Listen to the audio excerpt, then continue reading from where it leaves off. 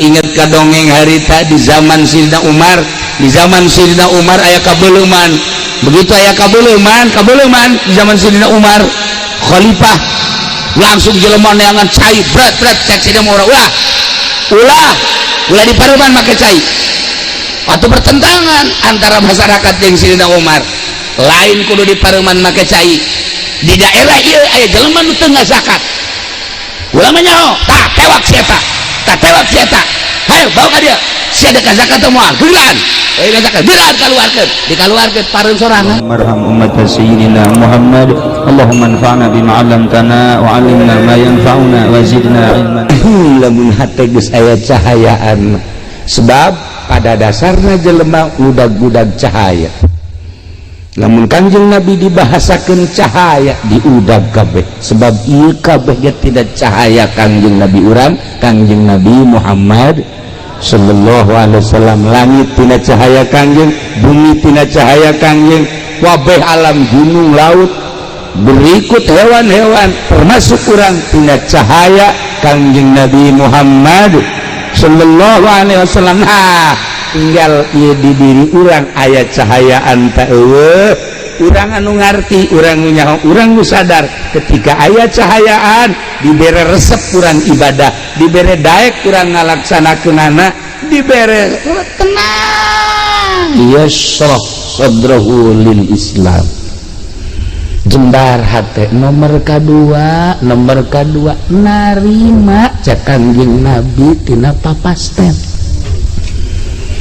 Artina narima Kanjeng Nabi tina papasten teh kumaha Allah bae lantaran hakim nu paling adil berarti Gusti Allah Subhanahu wa taala. Ku urang apan osok dibaca alaihissallahu bi ahkamil hakimi.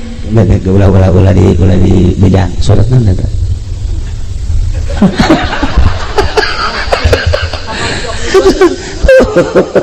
Itu artinya sok dibaca ge. Tuh cak nu tukang alhakumut cenah deh. Nah bejaannya na maksudna mah. Sarua ondona gitu mah. Alaihissallah ya kamil hakim.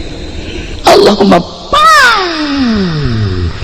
hebat nanga hukuman pang adil-adilna deh hakim nu paling hebat Allah. Kayana sakitu naon bae keputusan terhadap diri orang, terhadap halayak rame, terhadap hewan, gunung, laut, bumi, keputusan Allah. Sebab Allah teh ahkamil hakim. Urang sadar aing dijieun ku Gusti Allah modal kos kieu. Nah, urang ngaca dikaca. Ya Allah ya Rabbi, ya abdi ciptaan Gusti alhamdulillah dibere kaset teh mah. Dibere gelis mun gelis teh sadar tah. Alhamdulillah. Loba tah mun kitu tah. Begitu aja pending ngaca, aing jore amat nya. Saknya na ampun. Jeung nu di Cisoka akur. Di mana ka di Cisoka teh? Tuh, solear cuma nyahoan. Begitu ngaca teh jeung akur jeung sore mah ngadu buntutan doang atau buntutan ge nu kadeuleum aya ge sabarna. Nah ieu lamun aya jelema ngaca aing jore amat sih Gusti kunaon si abdi diciptakeun jore tah eta jelema henteu sadar kana papasten teh Gusti Allah panghese-hesena teh sadar jambal kebal di alam dunia ini sakit geus alhamdulillah dijadikeun jelema geus bae sakitu ngunahin jadina tenang karena pikiran teh keur ngaji mah balik bae ka emang ngaca jore amat bae ini. Tuh coba ge ketika orang dibere jadi pedagang haju untung bae alhamdulillah ya Allah ya Rabbi maha kaya Gusti alhamdulillah karasa ku abdi kakayaan Gusti abdi dagang untung bae dikocorkeun baeun kakayaan Gusti ka abdi loba teh mah kitu mah. Tapi begitu nyana dagang haju rugi deh Gusti ieu kumaha sih urusanana. Ieu kunaon ieu ku abdi dagang tapi rugi deui.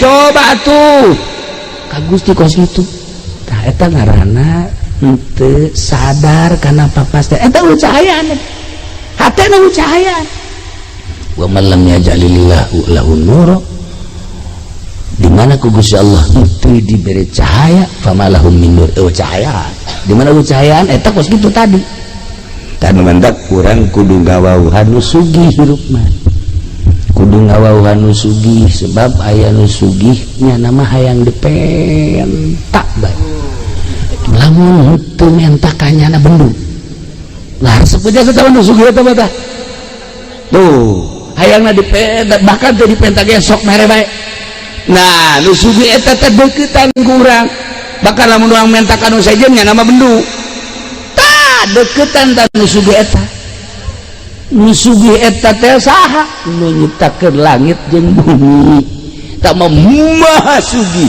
cak Gusti Allah aing ye nu bogana penta ku sia aing bakal mere sia teu menta ge ku aing dibere bae komo sia mun menta ka aing jeung aing resep jasa lamun dipenta tur lamun sia menta ka nu sejen ka Gunung Kawi bisa aing mah resep jasa menta ka pamarentah ge resep jasa menta ka makhluk ge resep jasa aing penta dah Allah meresepkeun jasa dipenta hanya pendek mun dipenta geus kieu bae ya panakol ya incuna ge datang ka Teluk Dayak menta incuna sorangan tuh menta sama kakek ih enggak mau kenapa galak ya urang lamun geus bisa burak bere eta urang geus bisa make akhlak Gusti Allah takhallaku bi akhlaqillah Allah memere bae terus teh urang ngadeukeutan nu maha sugih bae geus ka Gusti Allah lah ieu lamun hate urang aya cahayaan hate urang aya cahayaan sadar kabeh ge horeganan diatur ku Gusti Allah Subhanahu wa taala ketika aya seorang waliullah di Baghdad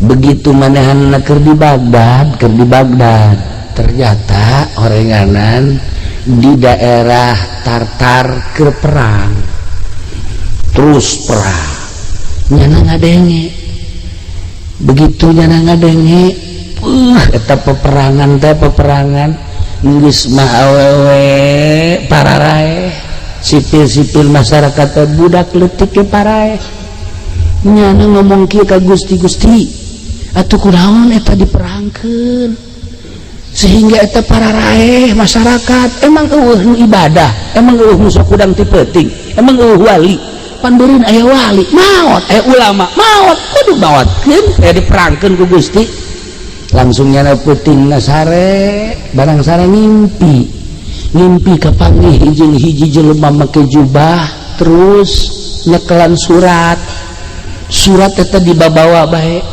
begitu dibabawa kapanggih teh jeung nyana ieu surat naon eta ieu surat ti Gusti Allah coba tabang bacakeun begitu dibaca dina tulisanana aya da'il i'tirad tinggalkeun ku maneh ngalawan Allah tinggalkeun ku maneh nentang ka Allah dibaca takunyana sebab Allah mah pang adil-adilna eta memperangkeun urusan aing gempa urusan aing banjir urusan aing angin urusan aing sia bae urusan sia cak Gusti Allah ulah sok nentang-nentang ka aing make jeung tatanya make jeung diperangkeun loba budak pararae loba manusia pararae aya kiayan aya walian urusan aing teh mah sia urusan sia geus datang ka mana sia dumadeheus ka aing hudangnyana Masya Allah kagetnya disarekan ku Gusti Allah langsung ditegur make surat model tadi wali mah kos kitu impianana teh hebat aing ngadengi haji pendi mangimpi teh ya Allah ya Rabbi di udag-udag genderewo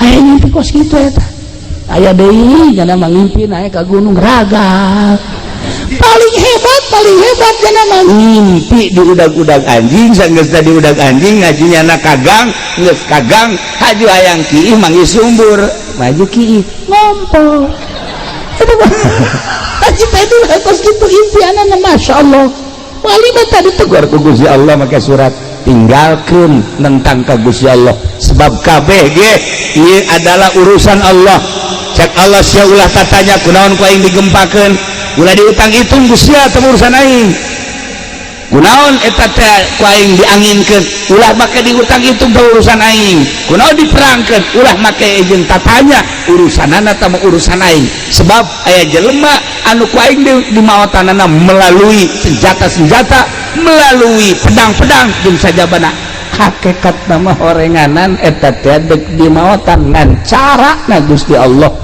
aya anu raga tangkal kalapa aya nu raga ka sumur aya nu gering aya nu perang aya nu di luhur kasur kieu bacar kabari ieu teh urang Balaraja datang ku Tangerang jeung ngopi ku pamajikan dijieun kopi jieunkeun kopi jeung nginum kopi bari ngarokok kieu bae nyana di kasur teh geus beres ngarokok lah aya beureunanan bangsa 20 menit mah pamajikanna ka dinya deui kitu aya lah pamajikan kaji oya gabe pae ngopi can anggis ngarokok can anggis nyana ngedang doang gitu mah Masya Allah nulis dipasangka bakal paeh jasa kamar hiji pendek hirup kene ngana bare sehat deui malah mama kesusuit deui aya jahe suit tolol tuh coba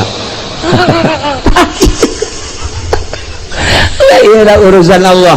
Nah balik deh lamun hati urang cahayaan geus moal aya nentang-nentang ka Gusti Allah geus urusan Allah urang tani sageus tani terus parena bagus kabladieuna gacung hapa nah urang kan ngomong ji kok ieu jadi kusia kurang naon si aing pengurusanana iya Allah ya Rabbi Gusti urang maka Gusti deui bae naon Gusti pupuk dan sebagainya urusan aing teh Gusti Allah siana sing sadar lamun kula inget ka dongeng harita di zaman Sayyidina Umar aya kabeuleman begitu aya kabeuleman di zaman Sayyidina Umar khalifah langsung jelema neangan cai brat cek saja mau ulah di paruman make cai atau bertentangan antara masyarakat jeung Sayyidina Umar lain kudu di paruman make cai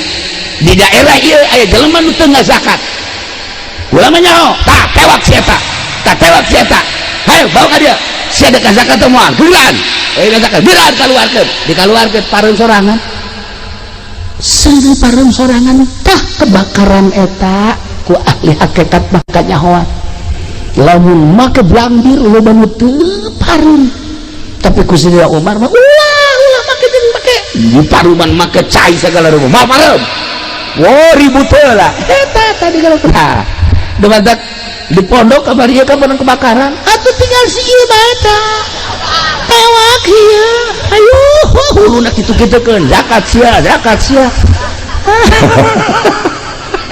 Allah ya Rabbi lamun urang nyaritakeun antara zahir jeung antara hakikat antara zahir jeung antara batin jauh luar biasa orang mah make perjalanan zahir bae lantaran ieu kalbu nan can aya cahayaan Islam nan can aya cahayaan nah nomor kahiji tadi di mana-mana geus aya cahayaan bakalna hayang bae jeung resep bae ngalaksanakeun perintah Allah ngajauhan larangan Allah takwa ngaranna nomor kedua sadar kada papasten Allah nomor katilu puncak daya di mana-mana Islam na aya cahayaan nyana berpikiran ka akhirat bae ninggalkeun dunia dibere tersep kana dunia wa mal hayatud dunya illa mata'ul gurur teu aya kehidupan dunia kecuali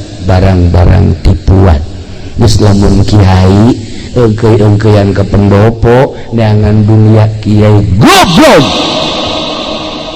tapi di cair mah aya tiluan lah aya tiluan ngacung lid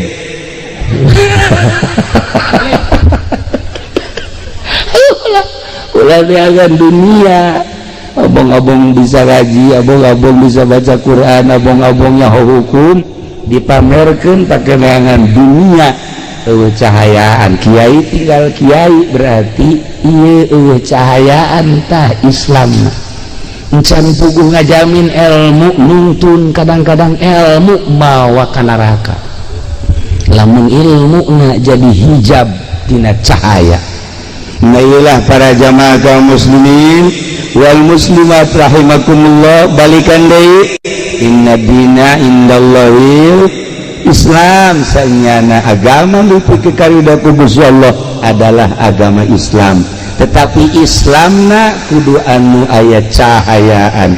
Sakumaha tadi, lamun Islamna aya cahayaan maka aya tanda-tanda. Hiji tanda Islam aya cahayaan, daek ngalaksanakeun parentah Allah, embu ngalaksanakeun laranganana, daek ngalaksanakeun parentah Allah, ngajauhan laranganana. Eta berarti mulai cahaya nomor kahiji.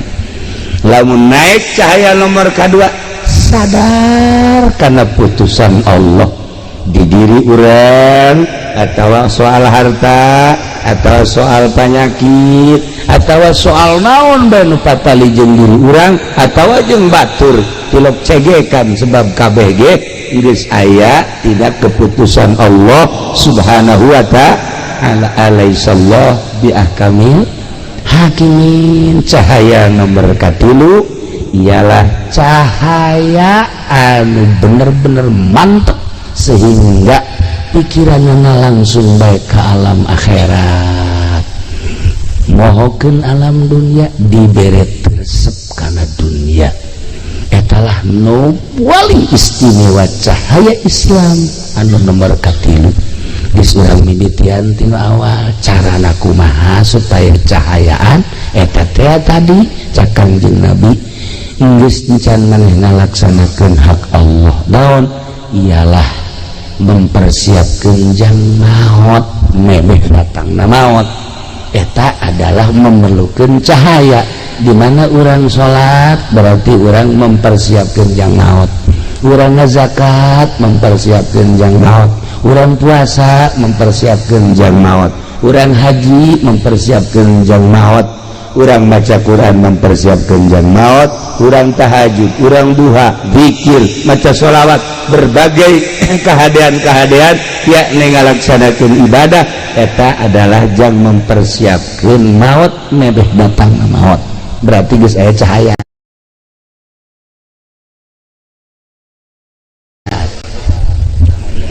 Nah, tapi cak Kangjeng Nabi tadi teh inggis sanajan urang ibadah bae tetapi eueuh cahayaan ngan meunang capek doang. Ngan meunang capek doang tak perluna cahaya. Kos kumaha sih cek para sahabat Gusti Rasul eta meunang capek doang. Nah teu nyaho kana keagungan Gusti Allah. Lamun urang ibadah teu nyaho kana keagungan Gusti Allah, naon bedana jeung salat budak leutik. Budak leutik salat mah salat bae pan teteh ge cenah salat ge. Jatuh jauhun karena agungna Gusti Allah. Sok geura tangan budak leutik lamun taraweh teh Haji Pendi salat tarawehna masa sih babaturan akan sujud di kitu-kitu palarna. Eta kan berarti budak leutik kalau salat geus kitu Bang. Giliran nah ndek diuk diteuneunan karantina kol bedug di dieu tah. Atur ku eta karena salat budak leutik teh nyaho kaagungan Gusti Allah, sadajan capek ibadah lantaran teh nyaho kana kaagungan Gusti Allah, apa salat budak leutik nanaonan. Jadi kudu urang teh memperhatikan kemaha agungan Gusti Allah subhanahu wa ta'ala. Nah anu mantap ibadahna ulah aya muatan-muatan. Sia kunaon teh getolamat maca shalawat, dagang karung abeh laku. Da eta ngaranna ibadah eueuh nanaonan kos kitu. Capek eta ibadah kos kitu. Capek pen. Kitu ana. Sakalina maca shalawat, maca kulhu kukulak wan teh maca kulhu kabari. Bulan ruah maca kulhu ngaji. Wow dibaca bae ku nanas. Ditanya, ngaji maca kulhu. Hayang naon sih maca kulhu mah aja nu sabenerna. Rezeki macet cenah. Supaya rada jembar bae disusukeun bae ku kulhu mah. Tah ulah kos kitu teh ibadah budak leutik teh TK. Capek eta ibadah kos kitu teh ibadah teh nyaho kana kemahagungan Gusti Allah. Inggris bae urang ibadah salat ulah aya muatan dunia, ulah aya muatan-muatan selain lillahi ta'ala. Karak eta ibadah nu mantep. Geus aya cahayaan tah mun masih keneh muatan-muatan keneh bae mah cara nu calon lurah, calon lurah eta kon bebereana pohara jasa eta teh anu kos kitu teh capek gawe teu kapake ieu naonan sebab sedekahna aya karena hayang naik jabatan kitu kene calon bupati geus puguh calon presiden utama haji penmentas ieu maka ditupan ka istana tolong itu mending mun dibere henteu we dibere onam gitulah para jamaah kaum muslimin wal muslimat rahimakumullah ala kadar gambaran hirup sakumaha tadi sahabat menta ilmu anu istimewa ternyata cakagli nabi ulah hayang ilmu istimewa geus bae persiapkeun pelaksanaan ibadah jang menghadapi maut eta ilmu paling istimewa. Adapun kadituna lah cek Kanjeng Nabi gampang nu kadituna asal etana hebat karat ngan ulah ibadah ngan sakadar sijadah hungkul tapi kudu didorong ku cahaya neangan cahayana dua cara hiji langsung boga guru aya nu nuduhkeun nomor kaduana babarengan jeung geus bisa insyaallah cahaya tersebut bakal nyinaran saetik engke bakal ngarti ketika orang geus ngarti berarti geus aya cahaya teu karasa neangan guru mursyid mah hese urang atuh babarengan besok teh urang lamun sering bareng babarengan jeung Haji Pendi bakal karasa karung ayam memang ngarti ieu karung ayam cekna teh ieu mah dodet nyaho ka dodet sagala nah iya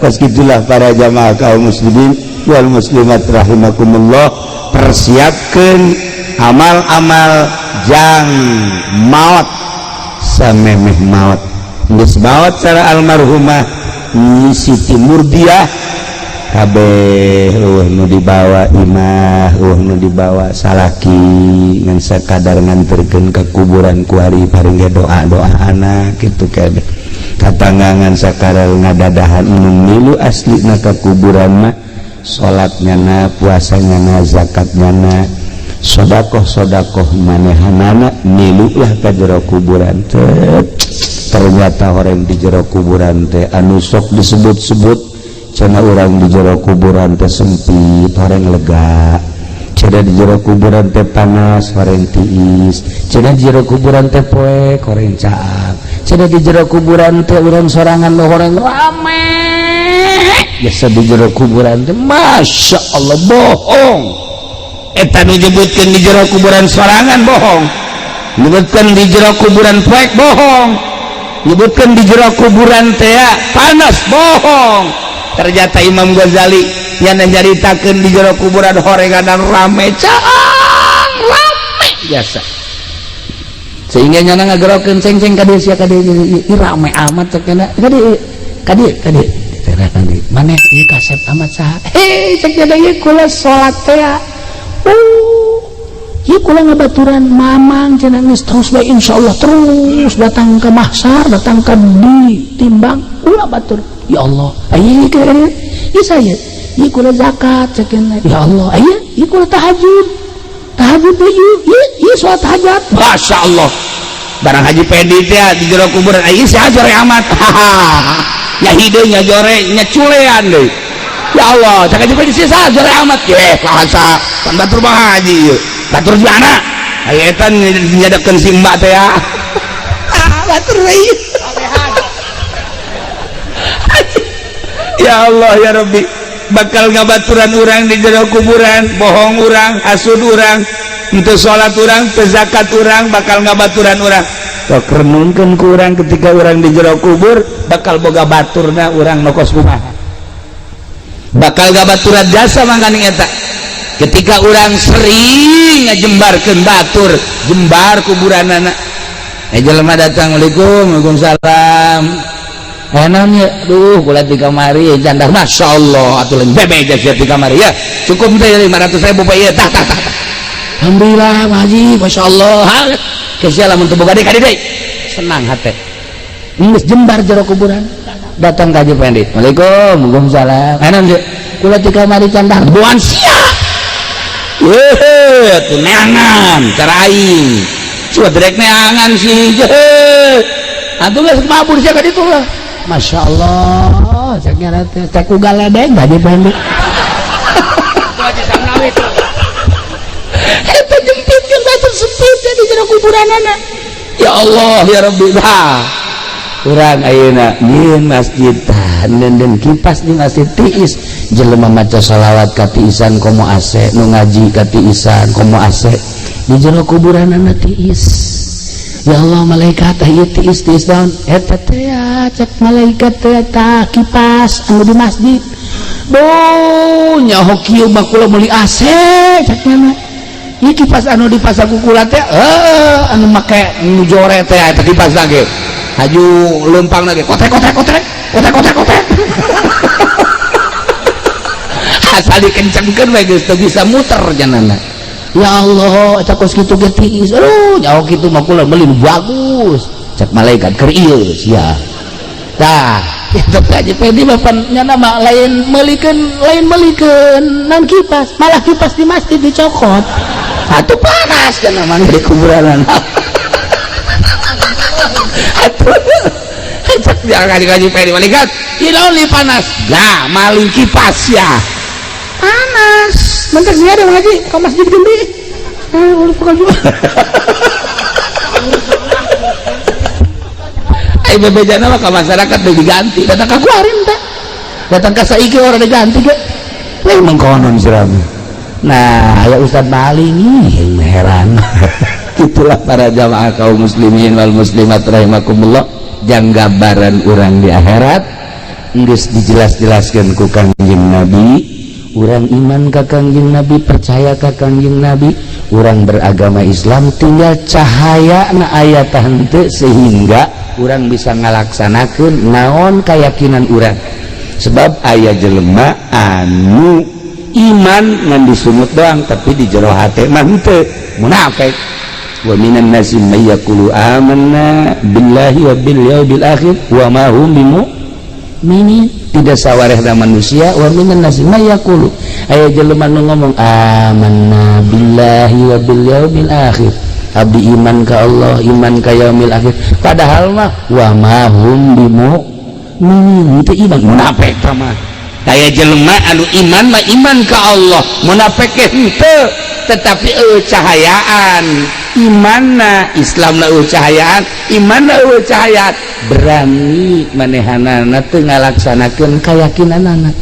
Nah iya hampir-hampir urang kos kitu takabe iman ka Allah iman ka Kangjeng Rasulullah iman kana naon anu diucapkeun ku Kangjeng Nabi tetapi ngalaksanakeun nah henteu kunaon eta ialah cahayaan di jero kalbu urang Islamna teh cahayaan imanna teh cahayaan sok wari mulai bongkar geraku urang supaya ayat cahayaan Islam urang ayat cahayaan iman urang ayat cahayaan Islam babalik nangke kana zahir iman babalik nangke kana batin kana ruhani Islam jeung iman di mana sapagodos pada ayat cahayaan wah bakal istimewa jasa zahirna bagus batinna ge bagus kuayana sakitu teanganlah cahaya di mana sih ayana cahaya di pondok-pondok pesantren tah kadoleuna mah pondok kos ge teh hina jasa tapi horenganan anu ngadatangkeun ka surga kos kieu alhamdulillah kos pondok mah tolol